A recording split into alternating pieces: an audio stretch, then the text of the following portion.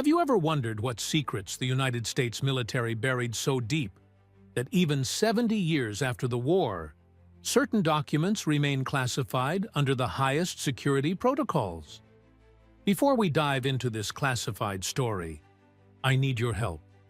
Comment below where you're watching from, and please subscribe to this channel. We need your support to keep bringing these secret stories to light. The algorithm is trying to bury content like this, and only you can help us continue. On the morning of December 7, 1941, when Japanese forces descended upon Pearl Harbor, the United States found itself thrust into a war that would demand every resource, every innovation, and every secret weapon at its disposal. What the American public never knew, what history books carefully omitted, and what military archives still refuse to fully disclose, is that some of the most terrifying and effective warriors ever deployed in modern warfare came from communities the government had spent centuries trying to erase. The first whispers emerged from a classified meeting in the spring of 1942, deep within the Pentagon's newly constructed walls. Major General Clayton Vogel sat across from a civilian advisor whose name would be redacted from every official document for the next 50 years. The conversation, according to declassified fragments obtained through persistent Freedom of Information Act requests, centered on a single, disturbing question. How do you create an unbreakable code when your enemy has proven capable of cracking every cipher, every encryption, every secret language you possess? The answer came from the most unexpected source. Philip Johnston, a civil engineer who had grown up on the Navajo reservation as the son of missionaries, proposed something that seemed absurd on its surface, but chilling in its implications. He suggested recruiting Native Americans, specifically Navajo speakers, to create a code based on their language. But what Johnston knew, what he had witnessed growing up among the Dene people, went far deeper than mere linguistics.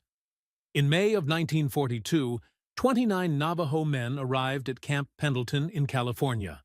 They were designated as the first class of what would officially be called the Navajo Code Talkers Program. The public narrative, the sanitized version taught in schools today, presents them as clever linguists who used their native tongue to confound Japanese intelligence.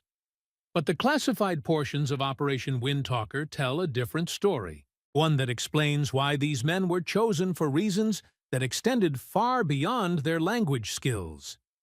Master Sergeant Frank Whitehorse, one of the original 29, wrote in a letter to his sister that was intercepted and sealed by military censors. "They didn't just want our words, Sarah. They wanted something older, something they're afraid to name in the daylight. The officers watch us differently than they watch the other Marines. There's fear in their eyes, even when they're giving us orders." The Navajo weren't the only tribe recruited for specialized warfare operations, though they remain the most famous. What the military discovered, documented in reports stamped with classifications that have never been downgraded, was that certain Native American warriors possessed capabilities that defied conventional military doctrine. The Comanche, Apache, Choctaw, Cherokee, and Lakota nations all contributed men to special operations units whose activities remain largely classified to this day. Captain Robert Morrison, a psychological warfare officer assigned to evaluate these units in the Pacific Theater, filed a report in October of 1943 that was immediately classified as Cosmic Top Secret, a designation reserved for information whose disclosure could threaten national security at the highest level. Portions of his report, obtained through leaks decades later, describe observations that military brass found simultaneously invaluable and deeply unsettling. Morrison wrote, "The native scouts demonstrate a capacity for silent movement that exceeds anything I've witnessed in 2 decades of military service. During Operation Galvanic at Tarawa, 3 Comanche Marines penetrated enemy lines and returned with intelligence that should have been impossible to obtain. When questioned about their methods, They spoke of walking between shadows and listening to the island's voice. I initially dismissed this as cultural metaphor, but after accompanying them on a reconnaissance mission, I can only report that these men operate according to principles that our training manuals don't account for. The Comanche code talkers, fewer in number than their Navajo counterparts, were deployed primarily in Europe. What makes their story particularly disturbing is not just what they accomplished, but what happened to the German soldiers who encountered them. After the Battle of Normandy, Allied intelligence officers interviewing captured Wehrmacht soldiers noted a recurring pattern in their testimonies. Multiple prisoners, when asked about American Special Forces operations, described encounters with what they called Geisterwölfe, or ghost wolves. A German officer, whose name remains redacted, provided a deposition in July of 1944 that was sealed until 1999. We were holding a position near St. Lo. It was near midnight, and we had established a perimeter with sentries every 30 meters. At 0200 hours, the sentries simply vanished. Not killed, not captured, just gone. When we investigated at first light, we found their weapons exactly where they had been standing, still loaded, safeties on. The men were never seen again. But we found markings in the dirt around each position, symbols that none of our intelligence officers could identify. The Americans attacked at dawn, and they already knew every detail of our defensive positions, every bunker, every machine gun nest. It wasn't natural intelligence gathering. It was something else. Back in the Pacific Theater, the situation grew even more complex. The Japanese military, despite their sophisticated intelligence apparatus, found themselves unable to counter the Native American units effectively. But more disturbingly, according to intercepted Japanese communications that remained classified until 2003, Japanese commanders began reporting phenomena that their officers struggled to document in official military language. A Japanese intelligence report from Okinawa, translated by American cryptographers, contains this passage. American forces are employing indigenous warriors whose methods cannot be categorized within conventional warfare doctrine. Our sentries report hearing calls in the night that sound like native birds and animals. But when investigated, these locations reveal evidence of reconnaissance that occurred hours or even days prior. It is as if these warriors exist outside normal time. Morale among troops is deteriorating due to the psychological effect of an enemy who seems to materialize and vanish at will. The Marines who fought alongside these Native American warriors rarely spoke about their experiences, even decades after the war. Those who did provide testimony often struggled to articulate what they had witnessed. Corporal James Fletcher, who served with Navajo code talkers at Iwo Jima, gave an interview in 1987 that was recorded but never broadcast. Look, I don't know how to say this without sounding crazy, but those men weren't just translating messages.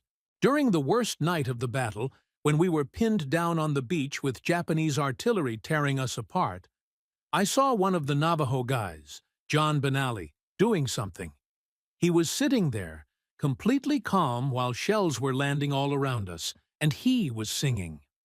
Not loud, just this low chant. And I swear to God, the next 3 shells that should have hit our position sailed right over us and landed in the water. Maybe it was coincidence. Maybe I was in shock, but I saw it happen 4 times that night. The Apache Scouts, recruited from reservations in Arizona and New Mexico, were deployed in jungle warfare operations throughout the South Pacific. Their official role was reconnaissance and tracking, skills that the military recognized from the Apache Wars of the previous century. But the classified after-action reports tell a more unsettling story. Lieutenant Colonel William Stryker commanded a mixed unit that included 12 Apache Scouts during the Papua New Guinea campaign. His personal diary, discovered after his death in 2006, contains entries that his family initially tried to suppress.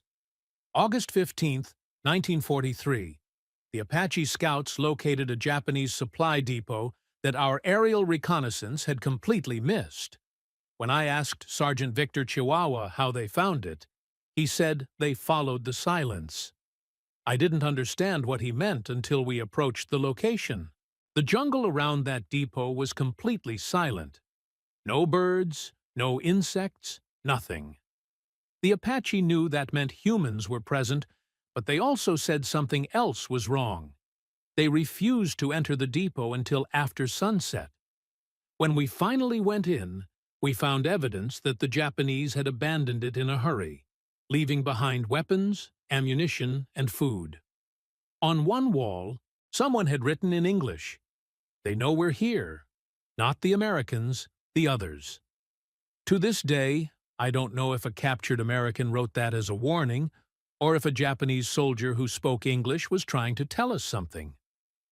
Cherokee Marines, many recruited from North Carolina and Oklahoma, specialized in hand-to-hand combat training. What made their contribution particularly valuable and particularly classified was their instruction in combat techniques that traced back to pre-colonial warfare traditions. A training manual prepared at Camp Lejeune in 1942, declassified in fragments, describes methods that sound less like military doctrine and more like something from a much older, darker tradition. The manual, authored by Cherokee instructor Sergeant William Walkingstick, included sections on psychological disorientation through cultural warfare and utilizing ancestral combat knowledge. One passage reads, "The enemy soldier operates according to assumptions about reality that can be weaponized against him. By employing movements, sounds, and techniques that fall outside his experiential framework, we create hesitation and fear that provide tactical advantages measurable in seconds. In close combat, seconds determine survival." What Walkingstick was describing, according to military psychologists who later analyzed the manual, was a form of combat that weaponized the enemy's cultural fears and expectations. Cherokee Marines were trained to use war cries that incorporated sounds specifically designed to trigger primal fear responses, to move in patterns that human eyes struggle to track, and to exploit moments of cognitive dissonance when an enemy soldier's brain couldn't process what it was seeing. A Japanese prisoner of war, interviewed at a camp in Australia in 1944, described an encounter that haunted him. "An American soldier attacked our position at night, but he didn't move like a soldier. He moved like a cat, but also like a bird, and also like smoke. I fired my weapon at him 3 times from less than 5 meters away. I know I didn't miss, but he kept coming, and he was smiling. When he reached me, he whispered something in a language I didn't understand, and I felt my legs stop working. I collapsed, and he simply walked past me to kill my comrades. I survived because he chose to let me survive. I think he wanted me to remember." The Choctaw Code talkers operated primarily in intelligence and communications roles, but their contribution extended into psychological operations that the military found so effective and so disturbing that entire operational theaters were designed around their capabilities. During the Meuse-Argonne offensive, even before World War II, Choctaw soldiers had proven that their language could serve as an unbreakable code. But by 1942, the military had learned to weaponize something beyond mere communication. Major Harold Forrester, attached to psychological operations in the European theater, wrote in a classified memo, "The Choctaw specialists have demonstrated an ability to craft messages that affect enemy morale in ways that exceed normal propaganda effects. When broadcasting in their native language, even though enemy soldiers cannot understand the words, they report feeling overwhelming dread and a desire to abandon their positions. We've measured a 37% increase in enemy surrenders in sectors where these broadcasts are employed. I've listened to the broadcasts myself, through an interpreter. The content is mundane, just tactical information. But there's something in the cadence, the tones, that affects the listener on a level below conscious comprehension. The Lakota and Dakota warriors recruited for special operations came primarily from reservations in South Dakota and Montana. Their tradition of warrior societies, particularly the Akachita warrior culture, made them natural candidates for the most dangerous reconnaissance missions. But what made military commanders both grateful and nervous was the spiritual dimension these warriors brought to their service. Father Michael Donovan, a Catholic chaplain who served with a unit that included Lakota Marines, wrote in letters to his bishop that were sealed by the Church and only recently made available to researchers. Your Excellency, I must confess a crisis of faith brought on by what I've witnessed among the Lakota soldiers. Before major operations, they conduct ceremonies that blend Catholic prayer with traditional practices. I've tried to discourage the traditional elements, as is my duty, but the commanders actively encourage it. They say the men fight better after these ceremonies. Last week, before the assault on Peleliu, I watched 5 Lakota Marines perform a ritual that lasted 4 hours. They emerged claiming they had spoken with their ancestors, who had fought the cavalry at Little Bighorn. They said their ancestors told them where the Japanese had placed their artillery. I told myself it was coincidence when the intelligence proved accurate. But when it happened a second time, and a third, I stopped telling myself anything. I simply pray and watch, and wonder what God intends by allowing the old ways to prove so effective in this modern horror. As the war progressed, patterns emerged that military intelligence found increasingly difficult to explain through conventional analysis. Native American units consistently suffered lower casualty rates than comparable units composed of non-native soldiers, even when assigned to equally dangerous operations. They acquired intelligence that aerial reconnaissance and radio intercepts failed to obtain. They navigated terrain that maps declared impassable. They anticipated enemy movements with accuracy that probability calculations suggested should be impossible. In 1944, the War Department commissioned a classified study to determine whether these outcomes could be attributed to cultural factors, superior training, or something the study carefully avoided naming directly. The study, conducted by anthropologists and military psychologists, was designated Project Wind Spirit and remained classified until portions were leaked in 2011. The lead researcher, Dr. Margaret Holloway, summarized her findings in language that managed to be both scientifically rigorous and deeply evasive. Subject populations demonstrate cognitive and perceptual capabilities that existing psychological models inadequately explain.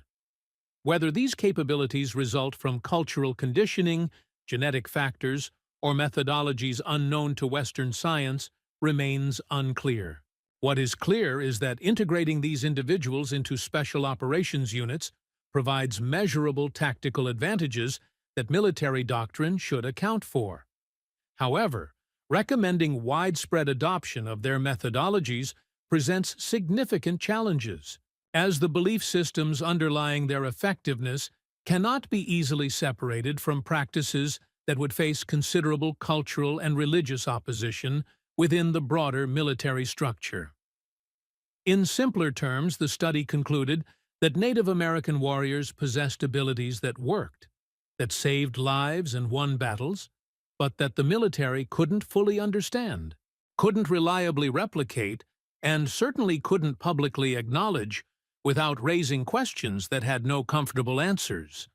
By 1945, as the war drew toward its conclusion, certain patterns had become impossible to ignore. Native American units had served with distinction across every major theater of operation. They had saved countless American lives. They had contributed to victories that historians would analyze for generations. But in the classified corridors of the Pentagon, in the sealed meeting rooms where men with starred shoulders made decisions that would never appear in official histories, a different conversation was taking place. General Douglas MacArthur, in a classified communication to the Joint Chiefs of Staff dated April of 1945, wrote, "The Native American warriors have proven invaluable to the war effort. Their contributions exceed anything I anticipated when this program began. However, I must note for the record my concern about what happens when these men return home with the knowledge and capabilities they have refined during their service. We have trained them in the most advanced warfare techniques available. We have validated and in some cases enhanced traditional practices that our predecessors spent a century trying to suppress. We have, in essence, created a warrior class with capabilities that could prove problematic if they choose to employ them outside military channels. I recommend that plans be developed for the careful monitoring and management of these individuals in the post-war period." MacArthur's memo sparked a classified debate that continued for years. Some argued for continued recruitment and training, recognizing the unique capabilities these warriors provided. Others worried about creating what one general termed a fifth column with ancient grievances and modern military training. The compromise reached would shape decades of policy and set the stage for secrets that persist to this day. The Navajo Code talkers received public recognition, carefully controlled and limited. The sanitized story of clever linguists using their native language became the acceptable narrative. The other tribes received medals and commendations, but their specific contributions remained classified far longer.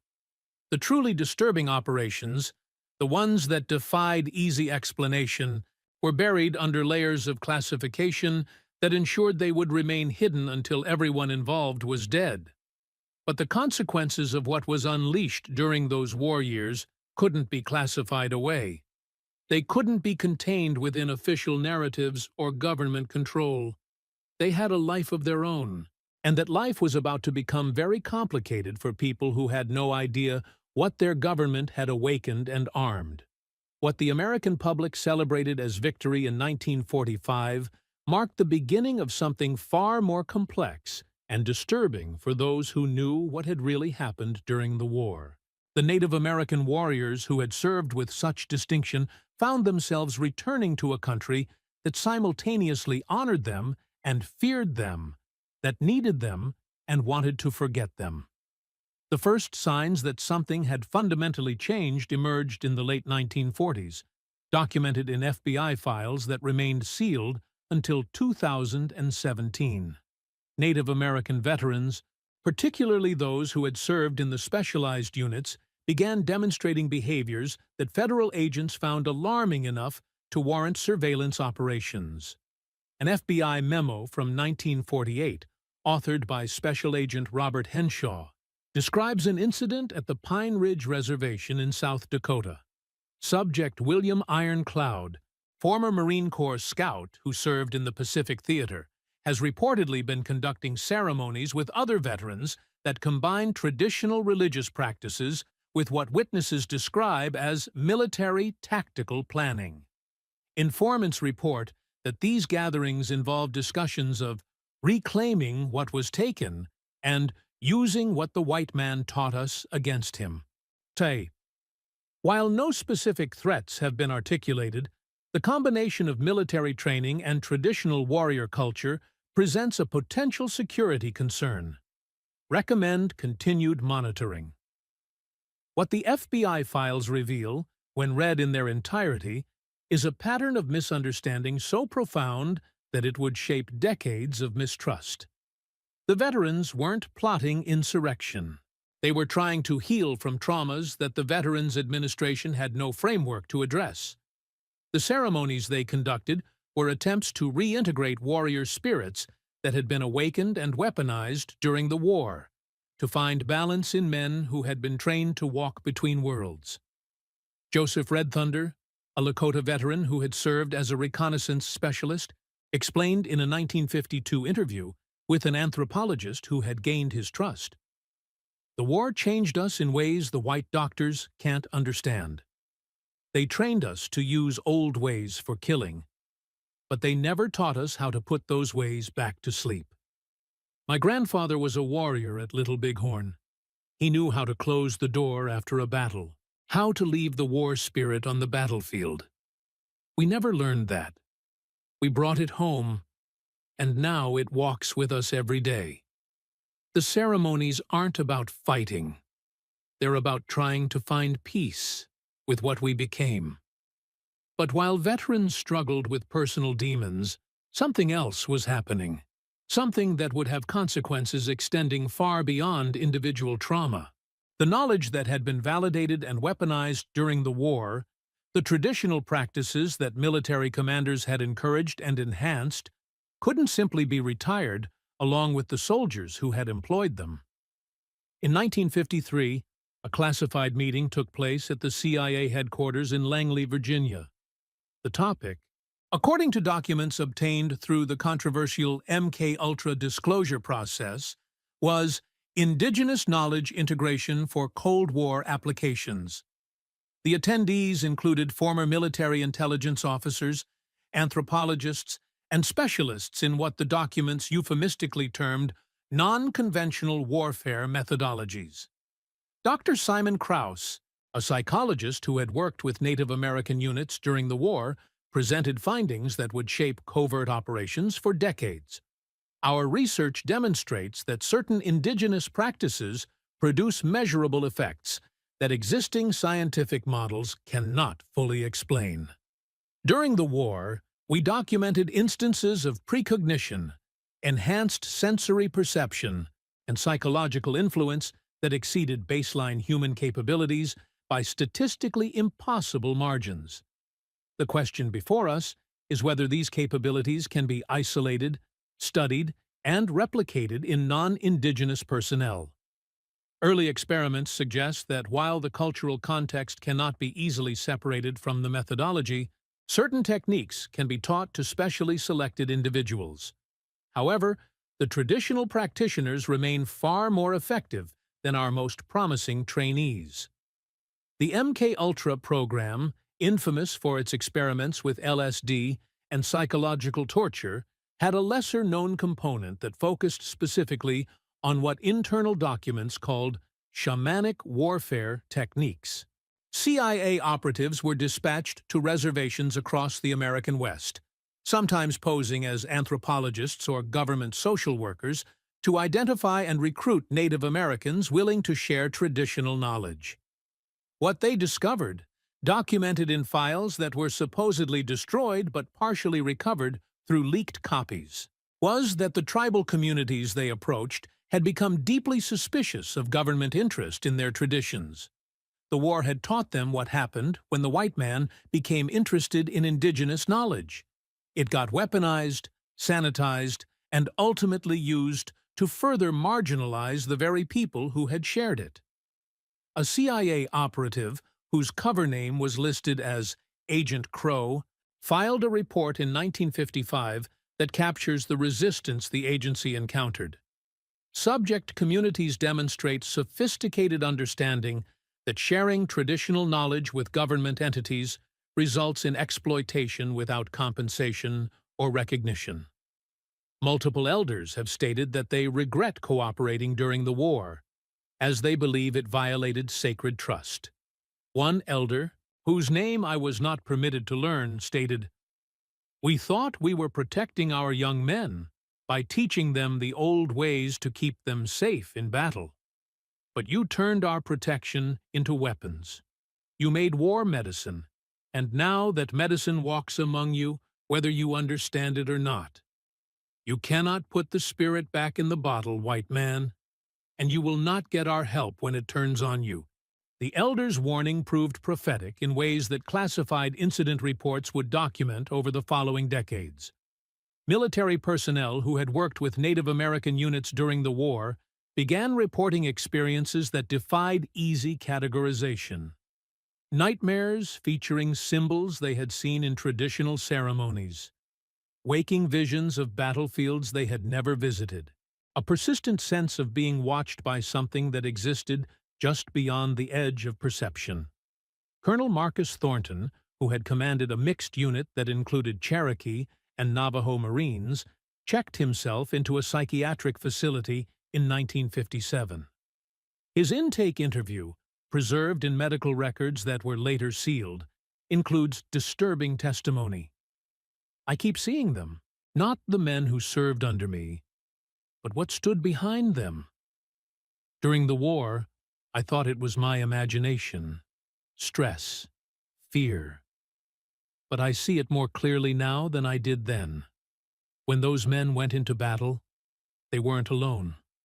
There were others with them, walking behind them, or maybe through them. I can't properly describe it. Shapes that looked almost human, but older, fiercer, made of something between smoke and shadow.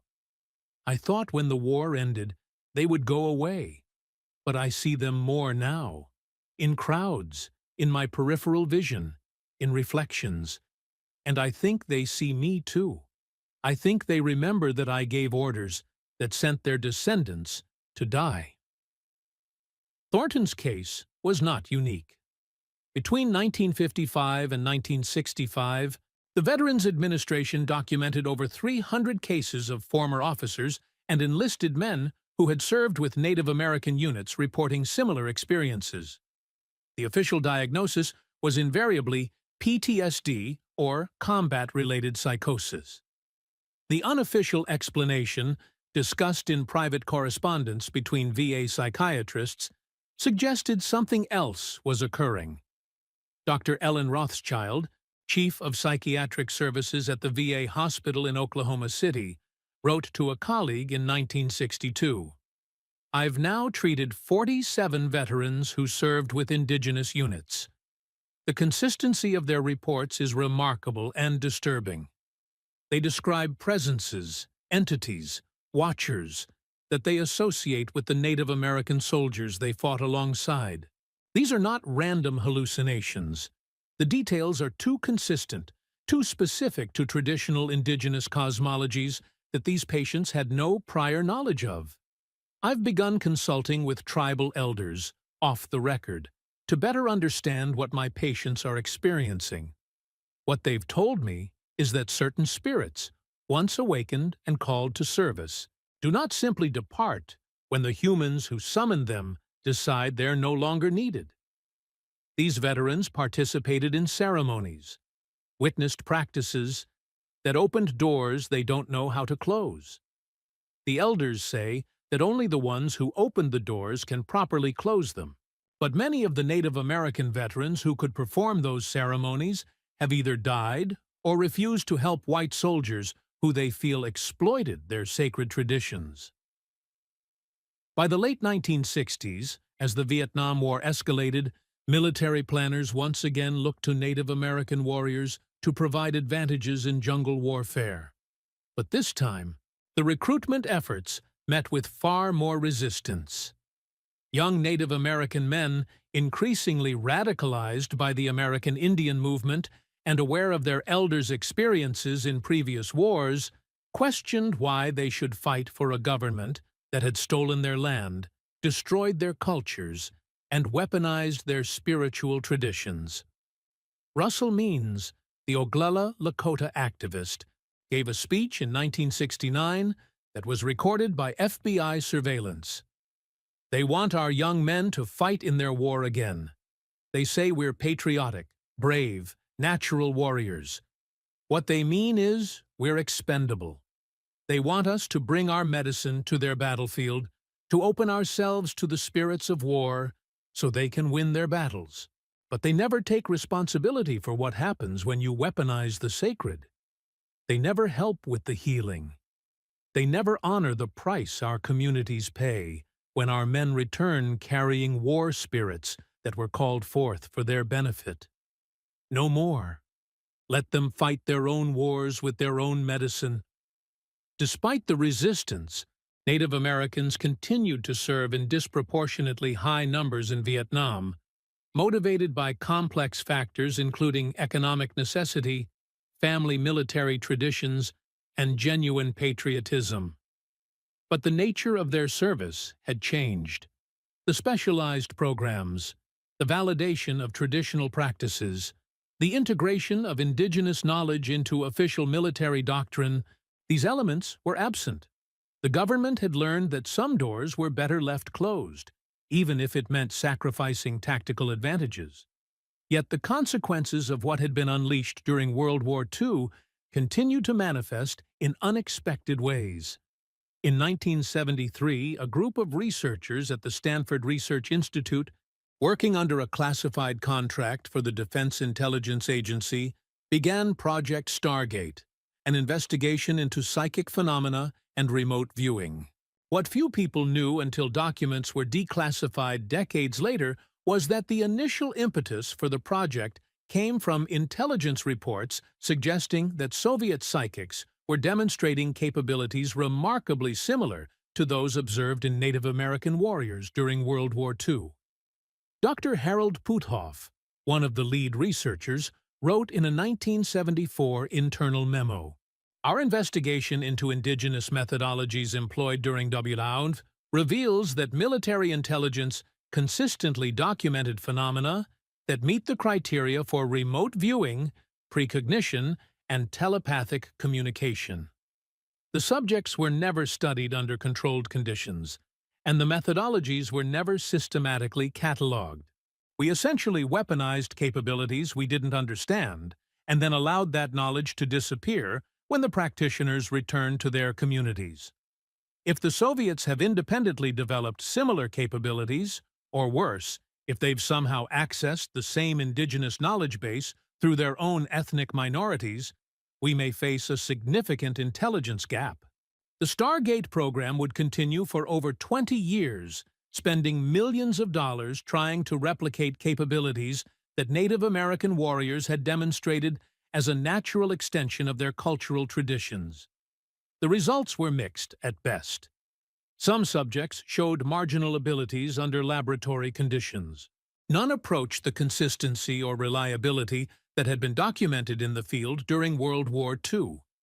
The failure to replicate indigenous methodologies in laboratory settings led to a troubling conclusion, one that some researchers stated explicitly in classified reports.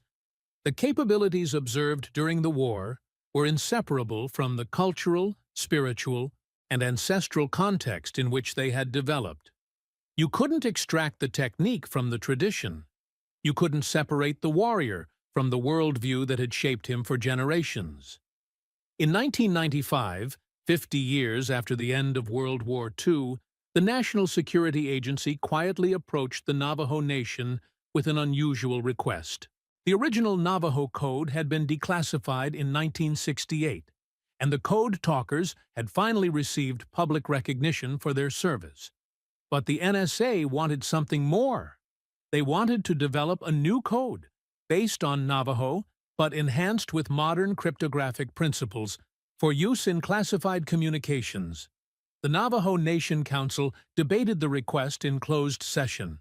The minutes from that debate, obtained by tribal members through a Freedom of Information request to the tribal government, revealed deep divisions. Some argued that cooperation with the federal government provided leverage for addressing contemporary grievances. Others warned that any collaboration would inevitably lead to exploitation. Thomas Begay, a council member whose grandfather had been one of the original code talkers, spoke against cooperation. "My grandfather came home from the war changed. He wouldn't speak about what he did, wouldn't teach the language to his children, became drunk and angry and died young. Before he died, he told me the government didn't just use our language. They used our way of seeing the world, our way of moving through it, our connection to our ancestors and our land. He said they turned sacred things into weapons, and that violation carries consequences that don't end when the war ends. He made me promise that if the white man ever came asking for our medicine again, I would tell them no. I intend to honor that promise." The Navajo Nation ultimately declined the NSA's request. In the official response, They noted that while they appreciated the recognition of their language's unique properties, they believed that military and intelligence applications of indigenous knowledge had historically benefited the government while harming the communities that provided that knowledge. But even as official cooperation ended, the legacy of what had been done during World War II continued to manifest in ways that few outside classified circles understood. Veterans Administration hospitals across the Southwest maintained specialized programs for Native American veterans, programs that officially addressed cultural competency and mental health care, but unofficially dealt with issues that had no place in standard psychiatric diagnosis. Dr. James Littlebird, a Kiowa psychiatrist who worked with these programs from 1980 until 2005, gave an interview shortly before his death that provides rare insight into what these programs actually addressed. We treated men who had served in wars from Vietnam to Iraq. Many came from families with warrior traditions stretching back generations. What they struggled with wasn't just PTSD in the conventional sense. They were dealing with spiritual injuries, violations of traditional protocols that govern how warriors prepare for battle, engage in combat, and reintegrate into peaceful society. The government trained them to kill, but ignored the cultural frameworks that help warriors transition back to balanced lives. We spent decades trying to repair damage that could have been prevented if the military had respected indigenous knowledge systems instead of just exploiting them. As the 20th century ended and the 21st began, a new generation of Native Americans entered military service, most of them unaware of the classified history that had preceded them. They served with distinction in Afghanistan, Iraq, and countless classified operations around the world. But the specialized programs, the integration of traditional practices, the recognition that indigenous warriors brought capabilities beyond standard military training, these elements remained buried in historical archives. Or so it seemed. In 2008, a curious pattern emerged in Special Operations Command. Native American recruits for elite units were quietly being assessed on criteria that didn't appear in standard evaluation protocols. Questions about cultural background, exposure to traditional practices, family history of military service in specialized roles. Nothing overt, nothing that would trigger official scrutiny, but enough to suggest that somewhere in the classified world, someone remembered what had been learned during World War II. A military contractor, speaking on condition of anonymity to a researcher investigating indigenous military service, suggested what might be occurring. There are people in the special operations community who never forgot what the Native warriors could do. They kept the reports, studied the patterns, waited for the right moment to quietly reintegrate those capabilities. It's not official, not acknowledged, but if you know what to look for, you can see it. Certain units have higher percentages of Native American personnel than demographics would predict. Those units get assigned to operations where unconventional capabilities would provide maximum advantage. Nobody talks about it. Nobody writes it down. But the knowledge survived, passed along through informal channels, waiting to be weaponized again when the need arose. Whether this claim is accurate or represents paranoid speculation remains unclear. What is documented, beyond dispute, is that Native American warriors have served in every American conflict with distinction, suffering disproportionate casualties while receiving minimal recognition. What is also documented in classified files that continue to be released in heavily redacted form is that during World War II, something extraordinary occurred. Indigenous warriors demonstrated capabilities that military observers found both invaluable and inexplicable. The government chose to exploit those capabilities without understanding them, to weaponize traditions without respecting them, and to ultimately classify and bury knowledge that might have changed how we understand human potential. The code talkers who survived into the 21st century rarely spoke about the full scope of what they had done during the war. Those who did provide interviews stuck carefully to the official narrative.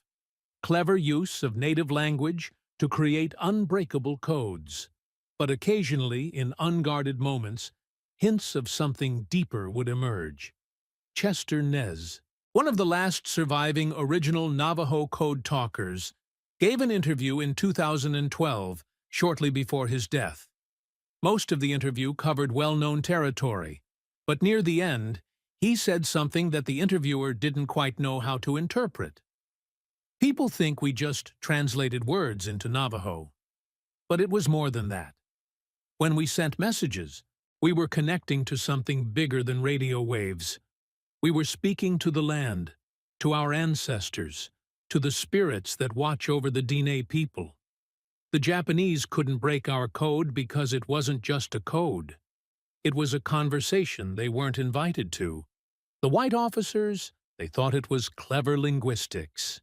They never understood that we were practicing a form of warfare older than guns, older than nations, older than the very concept of the kind of war they were fighting. And when the war ended, that ancient warfare didn't end with it. It never does. It just waits for the next time humans are foolish enough to summon it. Today, the full story of Native American warriors in World War II remains incomplete. Documents continue to be classified. Veterans have died taking their secrets with them. Official histories mention the code talkers but omit the fuller picture of indigenous contributions to the war effort. School children learn a simplified version of events that focuses on patriotic service while erasing the more complex, more troubling reality of exploitation and weaponization of indigenous knowledge. But for those willing to look deeper, for those who take the time to read the declassified fragments, to listen to the few remaining veterans willing to speak, to consult with tribal historians who preserved oral traditions that official archives tried to erase, a different story emerges. It's a story of warriors who brought to the battlefield capabilities that military doctrine couldn't account for, of ancient traditions that proved devastatingly effective in modern warfare, of spiritual practices that were validated and weaponized, then classified and buried, of consequences that continue to ripple through communities and individuals, touching lives decades after the last shot was fired. The question that remains, the question that classified incident reports and psychiatric evaluations and tribal oral histories all point toward, but never quite answer directly, is whether the forces that were awakened and employed during those desperate years of global conflict ever truly went back to sleep. Whether the spirits that were called to service, the ancient protocols of warfare that were reactivated, the doors between worlds that were opened, can ever be fully closed. Or whether they remain active, waiting, watching, ready to emerge again when circumstances call for capabilities beyond what modern warfare officially acknowledges. As you lie in bed tonight, perhaps in one of the 51 states that make up this nation, consider that some of the men who walked the hallways of power, who made decisions affecting millions of lives, who classified documents that will remain sealed for generations, did so knowing that they had unleashed something they could not control, understood something they could not explain, and witnessed capabilities that should not exist according to the scientific materialist worldview that governs official reality. Consider that the Native American warriors who served with such distinction might have brought to the battlefield not just their courage and their language, but something far older, far more powerful, and far more dangerous than the government ever intended to weaponize. And consider that unlike bullets and bombs and chemical weapons, spiritual forces and ancestral powers and traditional practices that connect the living to the dead and the human to the eternal cannot simply be turned off when the war is over. They remain. They wait. They remember. And according to those who claim to know, according to the elders who maintain the traditions through centuries of attempted genocide, according to the veterans who carried war spirits home and never found peace, those forces still walk among us. still protect their people, still hunger for the combat they were summoned to wage, still await the moment when they might be called upon again, or when they might simply decide that they no longer need to wait for permission to act.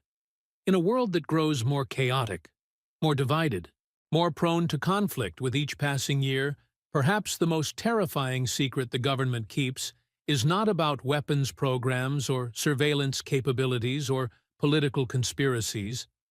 Perhaps it's the knowledge that, during our darkest hour, we opened doors that lead to places human beings were never meant to go. We made bargains with forces we didn't understand. We weaponized the sacred and called it patriotism. And now, 3/4 of a century later, we pretend those doors were never opened, those bargains were never made, those forces were never awakened.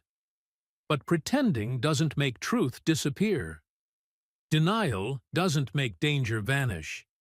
Classification doesn't eliminate consequences.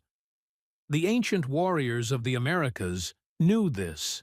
They built elaborate traditions around the proper use of warrior power precisely because they understood that violence, once unleashed, takes on a life of its own. Modern military doctrine dismisses such beliefs as superstition, even as classified files document phenomena that superstition might better explain than science. In facing the darkness of our times, perhaps we need more than weapons and tactics. Perhaps we need the wisdom to recognize that some doors should never be opened, some forces should never be called, some knowledge should never be weaponized. And perhaps we need the humility to acknowledge that the indigenous peoples of this land understood truths about warfare, about spirit, about the proper relationship between the human and the eternal, that our supposedly advanced civilization has forgotten or never learned. In the end, the story of Native American warriors in World War II is not just a story about brave men serving their country. It's a story about the price of exploiting sacred knowledge for secular purposes, about the consequences of treating spiritual traditions as mere tactical advantages, about what happens when a materialist worldview encounters realities that materialism cannot explain, about doors opened in desperation that remain open today, waiting for those with the wisdom to see them and the courage to acknowledge what we've done. Only God knows the full truth of what was unleashed during those years of global war. Only Jesus Christ can provide the spiritual armor needed to face forces that exist beyond human comprehension. As the world grows darker and the conflicts multiply, and the ancient patterns of violence repeat themselves with modern weapons, we would do well to turn to the eternal truths that transcend culture and conflict, to seek divine guidance when human wisdom proves insufficient, to remember that there are powers and principalities beyond the material world, and that our struggle is not merely against flesh and blood, but against spiritual forces that have existed since before recorded history. The warriors who served knew this truth, even if they couldn't always articulate it. The elders who warned against weaponizing the sacred knew it. The survivors who carry spiritual injuries alongside physical and psychological wounds know it. And now, if you've read this far, you know it too. What you choose to do with that knowledge, how you respond to the reality that some secrets are kept for reasons that go beyond national security, that remains your choice. But make no mistake, the forces awakened during World War II did not retire when the warriors came home. They walk among us still, waiting for the moment when they will be needed again, or simply acknowledged for what they are: ancient, powerful, and far more real than comfortable materialist assumptions allow. May God protect us all from the consequences of doors we cannot close, bargains we cannot unmake, and forces we never should have called. And may Jesus Christ stand as our defender when the darkness we summoned finally comes to collect what it is owed. For in the end, That is the only hope we have against powers that predate nations, transcend cultures, and exist beyond the reach of any earthly authority. The truth will set you free, but first it will terrify you. And this truth, this secret history of ancient warriors and modern warfare, of sacred traditions weaponized and spiritual forces unleashed, is perhaps the most terrifying truth that remains hidden in the classified archives of American military history. The Native American warriors of World War II saved countless lives and helped secure victory in humanity's darkest hour. But they also paid a price and exacted a cost that official histories will never fully account for. Remember them, honor them, and pray that we never again face circumstances that tempt us to open doors that some part of us knows should remain forever closed.